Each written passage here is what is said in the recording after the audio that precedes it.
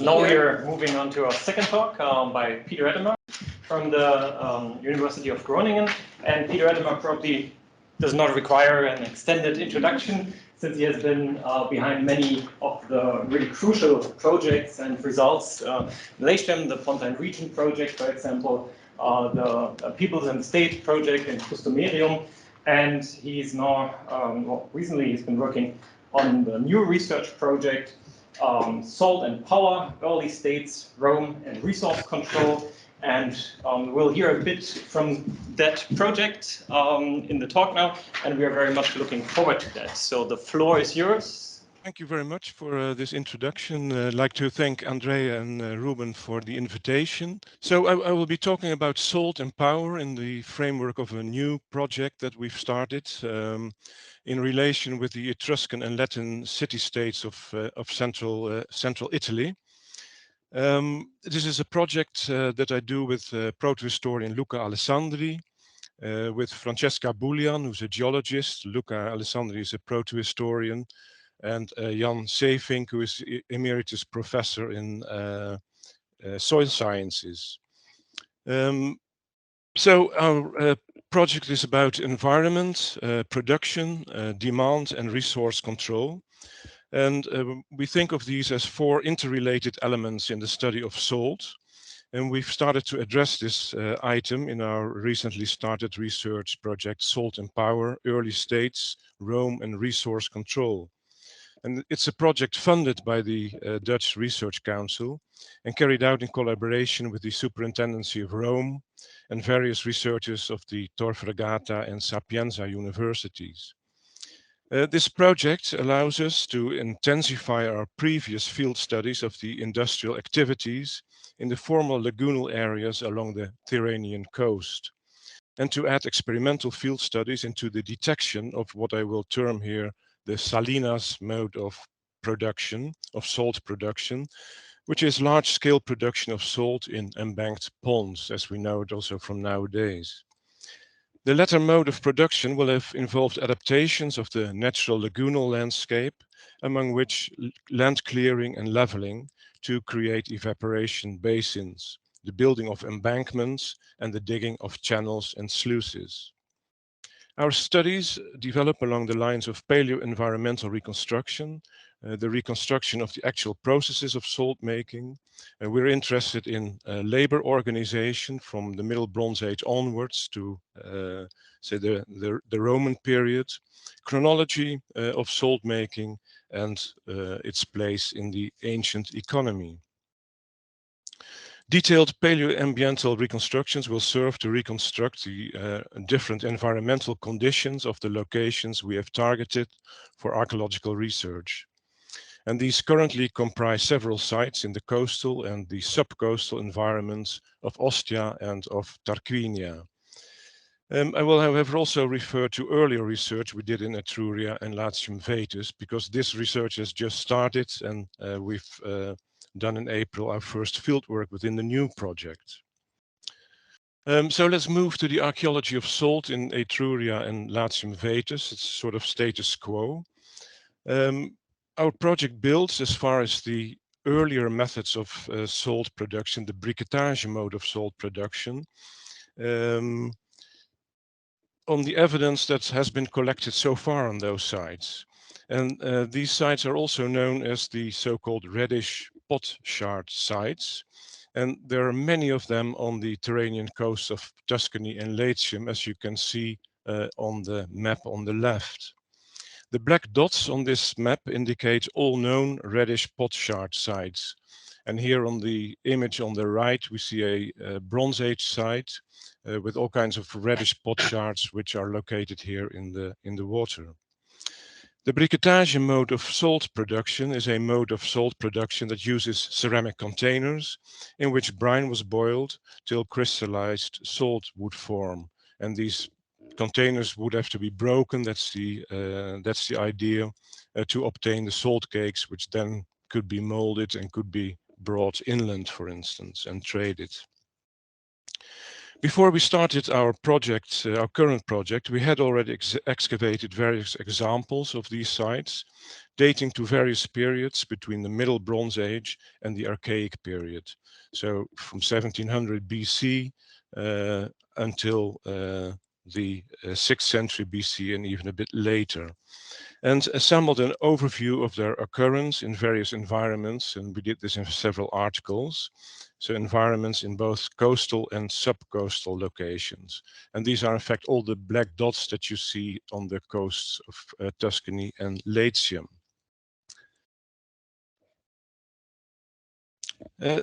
This slide shows the hypotheses that we will test in our new project. As far as the first hypothesis is concerned, we already can state that reddish potsherd sites in fact not only represent briquetage sites, but in fact represent a range of economic activities. And so not only the briquetage mode of salt production that is so well known from France and from Britain. We believe the reddish potsherd sites on the Tyrrhenian coast became part of the political network of the inland emerging city-states, which is shown here on the right, and I will show this map later on once again, and because this is a topic to which I will return at the end of the presentation. We think that population increase during the Iron Age and Archaic period in inland Etruria and Latium vetus necessitated the upscaling of the production of salt and also the upscaling of foodstuffs preserved with salt, salted meat and of course salted fish, for which at some point in time saltons were needed. So the briquetage mode could probably not supply the demand that was created by these new population centers, of which Seth Bernard just also related in his paper. So to investigate these hypotheses, we devised an interdisciplinary methodology, which I will not explain at this moment, but which basically combines geophysical prospections, coring, excavation, and all kinds of pottery studies. So I move to the next slide. So let us first have a look at the environments of the reddish potsherd sites. These sites are located directly on the coast and are often exposed by marine erosion, as at Civitavecchia. So the slide on the left shows the harbor of Civitavecchia, where there are small parts of terrain still available for archaeological research and which shows these reddish potsherd sites. But they may also be located in subcoastal positions on the shores of the former lagoonal areas, where they are often buried by sediments. And they can also be located in river deltas, where they will also be buried by sediments. And here we see an image of our recent geophysical work at Ostia in the former lagoon area. This was in April, or last April. But let's start with our, say, earliest site, which was involved in the exploitation of coastal resources. Some years ago, we discovered, in fact, the earliest briquetage site known so far on the Tyrrhenian coast in the lagoonal environment of Caprolace, so which is in the southern part of the Pontine plain, in a subcoastal location in the present day lake of Caprolace, dating to the Middle Bronze Age. The earliest remains were associated with domestic pottery, indicating that we probably deal here with a small-scale community that as part of their economic activities produced salt. And we see on the right two small islets, which are remains of the lagoonal, of the marsh area, I should say, including lagoons, but which was an area which was reclaimed, and there are a number of artificial banks which are indicated on the map, which show how this whole area was redesigned. But in these small remains of land, we found various sites that have to do with salt production, as we can see on the next slide. The evidence for salt production in the Middle Bronze Age context is convincing, as the ceramic debris we found contained these typical stilts that are known from briquetage contexts in France, in the CAES Valley, but also from Britain. On the right is the reconstruction of salt production à la briquetage, which has kilns on which containers are placed on these stilts, which contain a high saline solution called brine, which is then boiled till the salt will crystallize. And these drawings here are stills as published by the salt expert Olivier Vellet.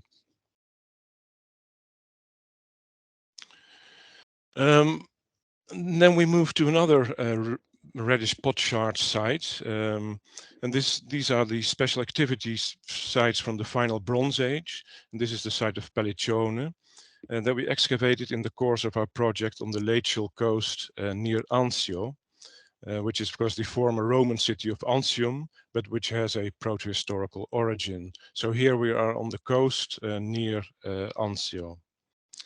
The map on the top left shows the proliferance of sites in coastal and subcoastal locations, many which are of the reddish potsherd class of sites. So you can see here a lineup along the lagoons and the river inlets here of all these reddish potsherd sites. Well, most are reddish potsherd sites here. Our excavation at the Puntone at the time produced many thousands of shards. Quite some rims belong to conical shapes that would be suitable for boiling brine. However, there were also many shapes unfit for that purpose, being globular and rather fit for storing foodstuffs. And we think that these may have been used to preserve salted fish as a sort of proto-garum. But further research on the pottery still has to be done. By sampling pottery from various contexts and applying chemical analysis to them, we hope to gain more insight in the uses of these jars. Interestingly, the absence of domestic pottery of these later activity sites, the reddish potsherd sites, so the absence of domestic pottery like cups or bowls, mugs, etc., would indicate that the final Bronze Age and early Iron Age reddish potsherd sites were special activity sites.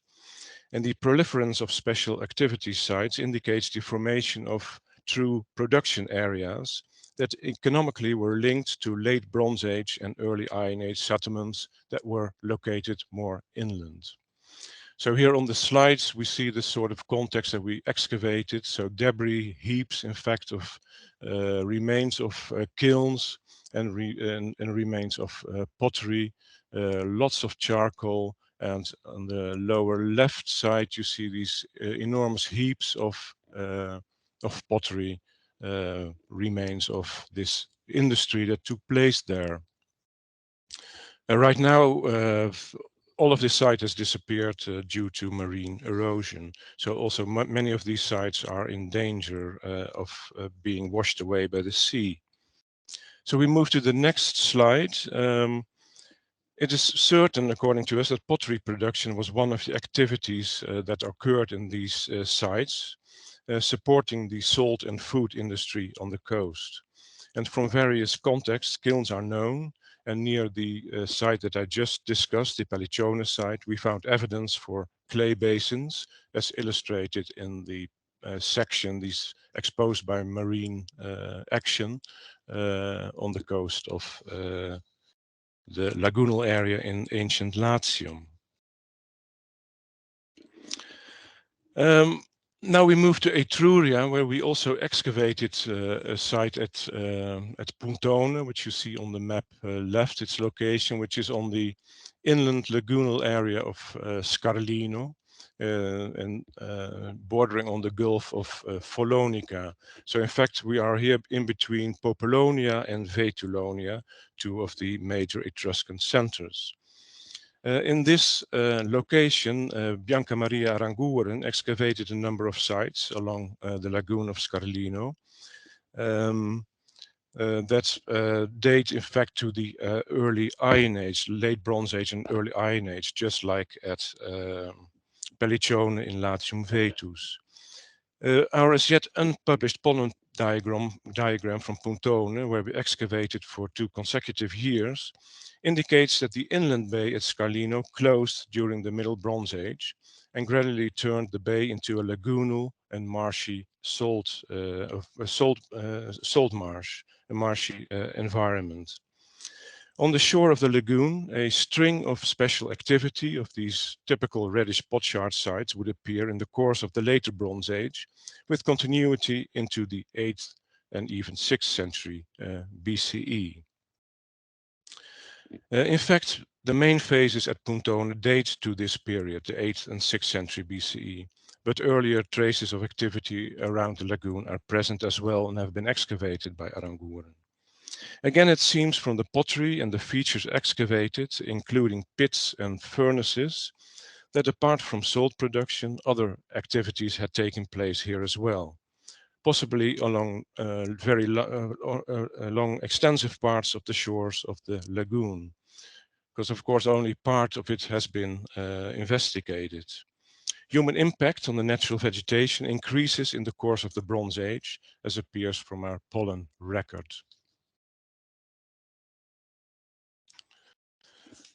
Geophysical prospection, especially geomagnetometry, proved essential to acquire a larger scale idea of the activities that had been possible than by excavation alone.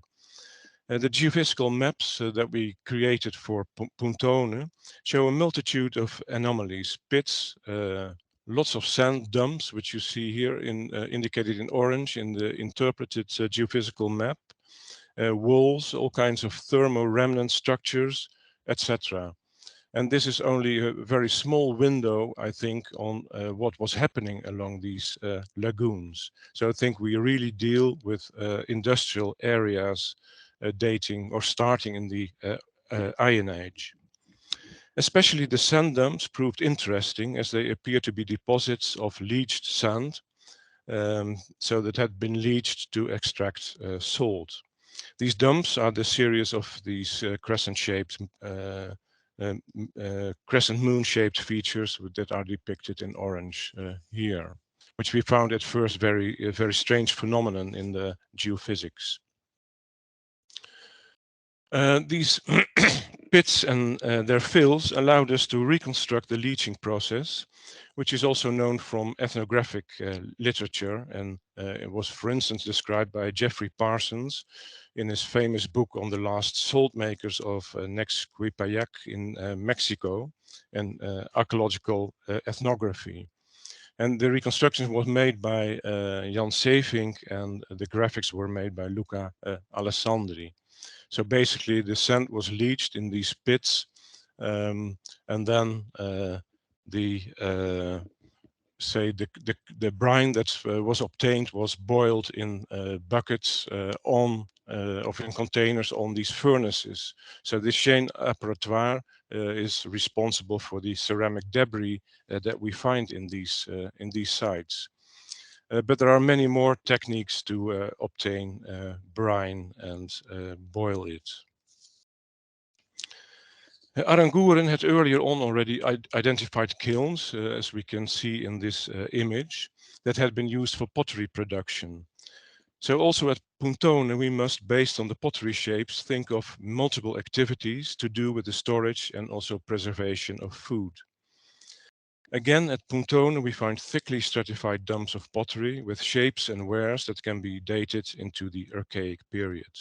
The Puntone excavations and the excavations by Aranguren are currently being prepared for publication by a PhD from our institute, Maria Rosaria Cinquegrana.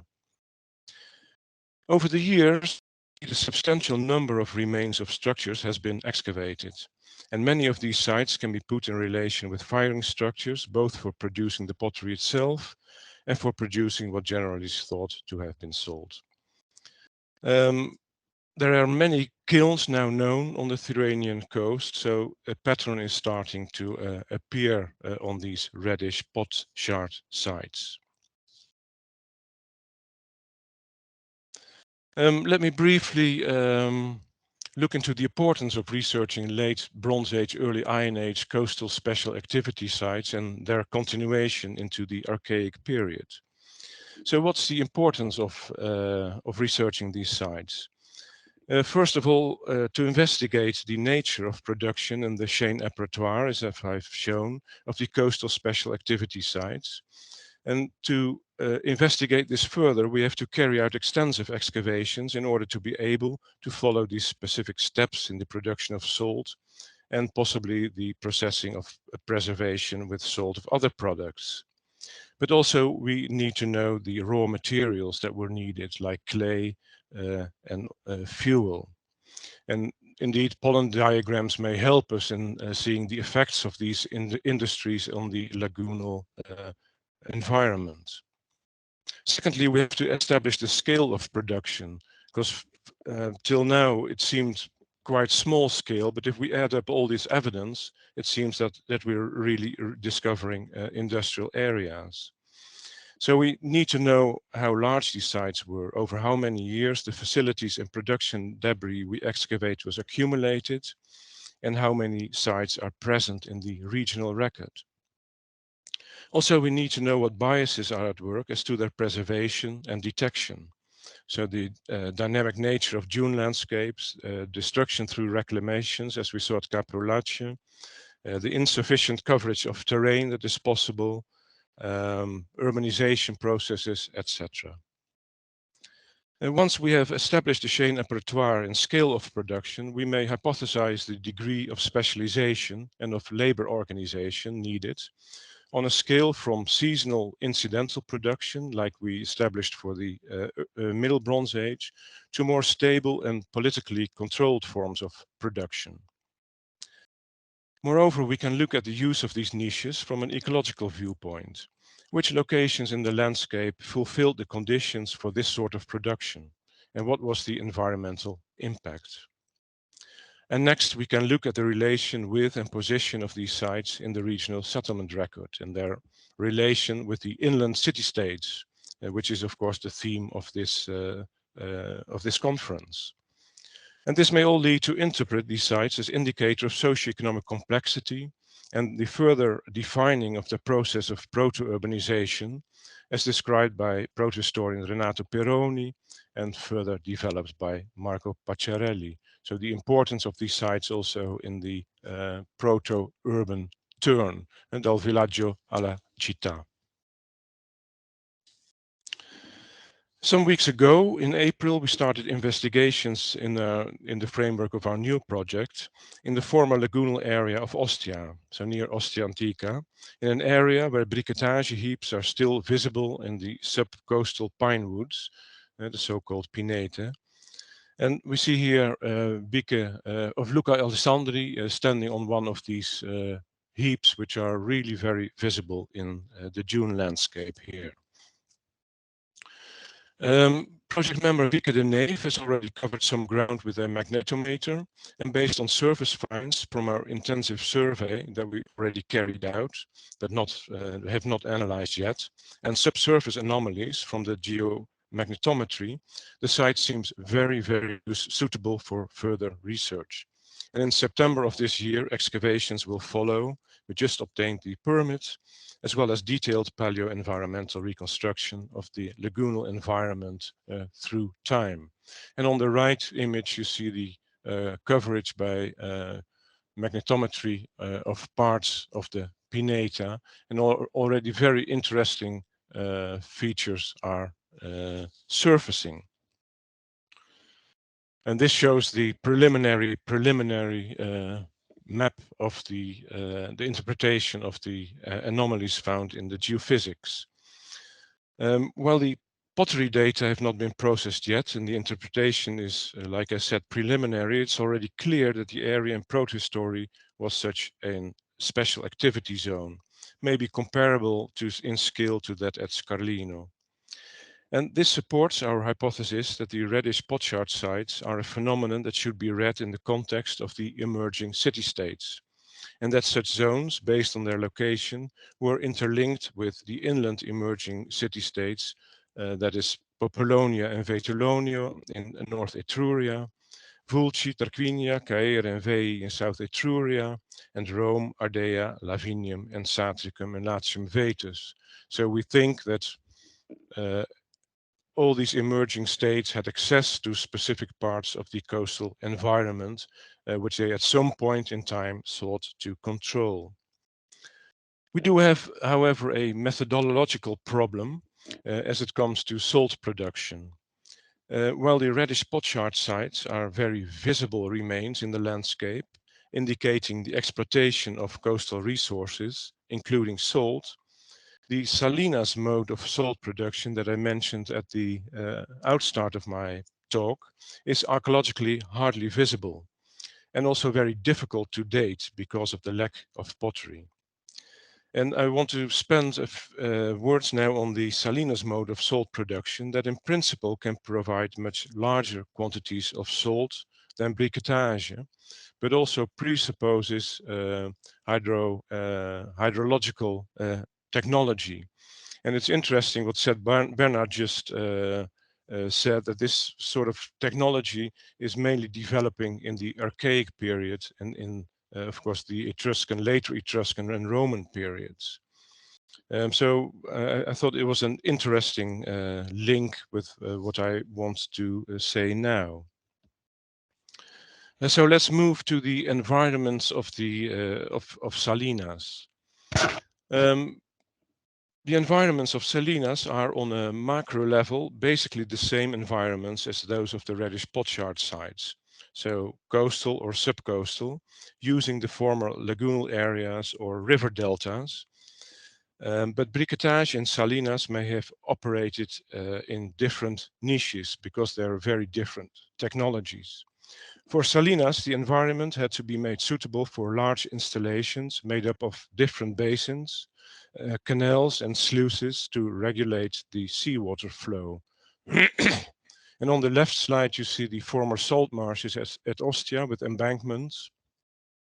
And on the right, you see the present-day salt pans at Tarquinia. So it's mainly a mode of salt production that we know from the early modern period onwards, and from cartography also a bit earlier. Historically, salinas are known on the Tyrrhenian coast, for example at Tarquinia, where they were located near the town of medieval Corneto, as Tarquinia was called then. The salinas functioned well into the 20th century, but the salt works have now been abandoned at Tarquinia. You see here the salt village, which functioned till the 1970s, but is now abandoned. The image on the top right shows the intricate system of ponds linked by sluices through which the increasingly saline water is moved, precipitating several unwanted minerals on its way that would affect the quality of the final product, crystallized salt. And you see here in the green bit is where the, the crystallization ponds where the crystallized salt is obtained. And on the left, you see the medieval situations of the salina, which we see here in the version of today. Interestingly, there is protohistorical pottery present at various locations in and around the salinas of Tarquinia. And this may indicate earlier production phases in the area, possibly first linked to briquetage. And of course, then there is a whole gap in our archaeological knowledge until we get the salinas of Tarquinia, the early modern salinas. As the area has been totally reshaped in the most recent industrial phase of salt making, we are skeptical whether we can detect older salina phases here that might go back to Etruscan times. But recently at Fiumicino, during emergency excavations, remains of salinas have been found. So we know that in Roman times such salinas were present on the Tyrrhenian coast. A phenomenon that we have to look into more closely are archaeological remains that are known from exposed so-called Panchina bedrock on the coast at Civitavecchia. So on the image here in the top left, we see the Panchina, which is a local sandstone. These sandstone areas may have been suitable for the creation of rock-cut salt ponds, as known from Gozo. And this is just an insight that I got when we were carrying out our reconnaissance surveys at Civitavecchia in the harbor. And also here you see exposures with reddish potsherd sites. So maybe there is a connection with salt ponds as well when dealing with these reddish potsherd sites. So this is still to investigate. A main research thread in our salt project is that with the formation of the early city-states, salt production had to be upscaled. And the briquettage mode alone would not have sufficed and would gradually have been replaced by the salinas mode of production, or there may have been combination of these methods to produce the salt necessary for these new population centers and the food demand that they had. So move to the next. So we ended up in our proposal with a number of hypotheses that in fact we are already modifying. So the reddish potsherd sites were definitely more complex industrial sites than first thought, and they continue well into the first millennium. The second is that various industrial zones can now be identified that can be linked to inland city-states, but we have to verify this hypothesis, what the links were between inland sites and coastal sites. We hypothesized that the increasing demand in the city-states made upscaling of salt production necessary, requiring substantial saltons, but overlap in techniques may have remained. And both archaeological and much later historical evidence points at competition for suitable environments during the process of early state formation, so the proto-urban turn, which might have resulted in territorial behavior. And of course, some of the historical sources indicate the desire of Rome for controlling the salt pans in the Tiber Delta. And I want to go very briefly into this territorial aspect of our of salt production and demand. On the left, we see two examples of the scale increase of population centers in Etruria and Latium Vetus. To the left, we see Veii, where Isola Farnese during the Bronze Age only covered an extent of 13 hectares, while expanding in the Iron Age into the plateaus which we see behind the Isola Farnese, which covered an area of some 177 hectares. And a similar process we can recognize at Ardea on the coast of South Lazio, and of course in many other of these early settlements, these early inland settlements that would develop into large population centers and in fact early states. So let's zoom out to all the city-states on the Etruscan coast and the Latial coast. The map on the left, to which I promised to return, shows the coastal plains of Etruria and Latium and the proliferation of sites on the coast. The challenge we face now is to detect those areas that were suitable for extensive salinas that allowed the upscaling of production. That is, those areas that will have been fundamental for the food economy of the Etruscan and Latin early states and for expanding Rome. Jeff Parsons, in his study on the last salt makers in the Valley of Mexico, sketches a scenario of some 5 stages in pre-Hispanic salt making, departing from the idea that technology, scale, and polity formation are closely and directly interrelated. He observes that in a period of demographic growth, in the Mexican case this was the early post-classic period, that salt making became a highly visible activity. And we see, of course, here the relation with the highly visible activities on the Tyrrhenian coast, involving the boiling of brine with the use of very large quantities of a specialized form of pottery. The scale of society in the early post-classic period in the Valley of Mexico increased from an estimated 130,000 to 200,000 people in an area that, as to its dimensions, is not unlike the one we deal with in our current case study. And while there are many problems with cross-cultural and cross-diachronic comparisons of this kind, the basic outcome may be valid, that salt making of the briquetage type on the South Latial coast may be taken as a sign of increasing socioeconomic complexity in the context of late Bronze Age society. And indeed, soon after the final Bronze Age, both in early Iron Age Etruria and South Lazio, true polities came into existence.